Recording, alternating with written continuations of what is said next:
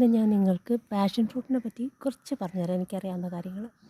ഇത് ഒരു തരത്തിലുള്ള പാഷൻ ഫ്രൂട്ട് അതിൻ്റെ ചെടിയാണ്. ഈ ഇല കണ്ടാലറിയാം ഇതിൽ വലിയ മുഴുത്ത പാഷൻ ഫ്രൂട്ട് ഉണ്ടാകുന്നതല്ല. ഇത് മഞ്ഞ പാഷൻ ഫ്രൂട്ടിൻ്റെയാണ്. ഇത് കയറിക്കൊണ്ടിരിക്കുന്ന കൊന്നമരത്തുമ്മലാണ്. സാധാരണ കൊന്ന ഒരു തരം വള്ളികളും പടരാൻ അനുവദിക്കില്ല. കൊന്ന ചിലപ്പോൾ കൂടുതൽ ബിറ്റർ ടേസ്റ്റ് ആയിരിക്കും, അതുകൊണ്ടായിരിക്കും വേരുകൾ ആഴ്ന്നിറങ്ങാത്തത്. ഇതാണ് കൊന്നമരം.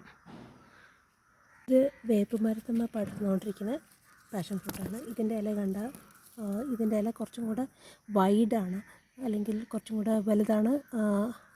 ഇതിൽ വലിയ പാഷൻ ഫ്രൂട്ട് ഉണ്ടാവുന്നതാണ്.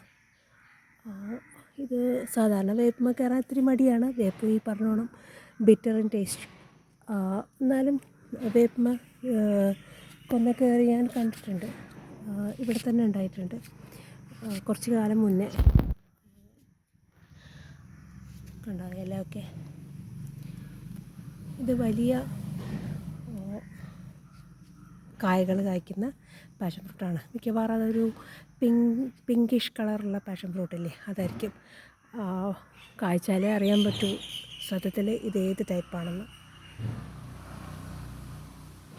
എന്നാലും ഇതിൻ്റെ ഇല കണ്ടാൽ തിരിച്ചറിയാൻ പറ്റുന്നുണ്ട് ഇത് വലിയ പാഷൻ ഫ്രൂട്ട് ഉണ്ടാവുന്ന ചെടിയാണെന്ന്.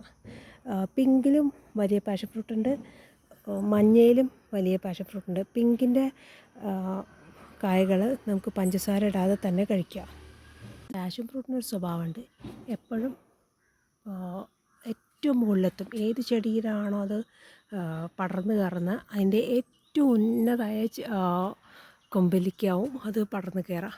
ഇവിടെ എങ്ങനെയാണെന്ന് വെച്ചാൽ ഇത് ജാതിക്കമ്മേ പടരും. അത് കഴിഞ്ഞാൽ പതുക്കെ അത് ഇങ്ങനെ പോയിട്ട് പുളിമേലേക്ക് കയറും. അതാണ് സാധാരണ നടക്കാറ്. പുളിമേൽ കയറി പുളിയുടെ ഏറ്റവും മുകളിലായിട്ട് അത് പന്തൽ പോലെ പടരും, എന്നിട്ട് കായ്ക്കും. കാണിച്ചു തരാം. ഇതിങ്ങനെ പടർന്ന് കയറുന്നുണ്ട്. അത് അതിൻ്റെ ഉള്ളിൽ കൂടെ ഒക്കെ പോണ വള്ളി പാഷൻ ഫ്രൂട്ടാണ്.